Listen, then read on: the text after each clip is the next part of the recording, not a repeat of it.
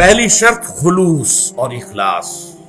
آپ دل سے اس شخص کی بہتری چاہتے ہیں. آپ یہ چاہتے ہیں کہ یہ جہالت میں پڑا ہوا ہے، لا علمی میں ہے، نادانی میں ہے، غلط رخ پر جا رہا ہے.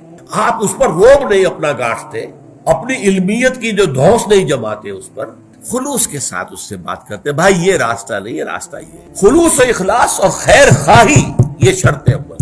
نمبر 2، از دل خیزت بر دل ریزت، دل سے نکلے گی بات دل میں اتر جائے گی. اور نمبر 3، آپ کا عمل اس کے خلاف نہیں ہونا چاہیے. آپ دوسرے کو خیر کی تعلیم دے رہے ہو، خود اس پر عمل پیرا نہ ہو، وہ پھر بیکار ہو. نہ صرف بیکار ہو جائے گا، آپ اپنی دعوت کی نفی کر دیں گے، دعوت کو بدنام کر دیں گے. یہ لوگ دوسروں سے کہتے ہیں، قرآن مجید میں یہ آیت موجود ہے سورہ بقرہ کے 5ویں رکوع میں، اتامرون الناس بالبر وتنسون انفسکم وانتم تتلون الکتاب افلا تعقلون. کیا تم لوگوں کو نیکی کا حکم دیتے اور اپنے آپ کو بھول جاتے؟ ذرا حالانکہ تم کتاب پڑھتے ہو تو کیا تم عقل سے کام نہیں لیتے؟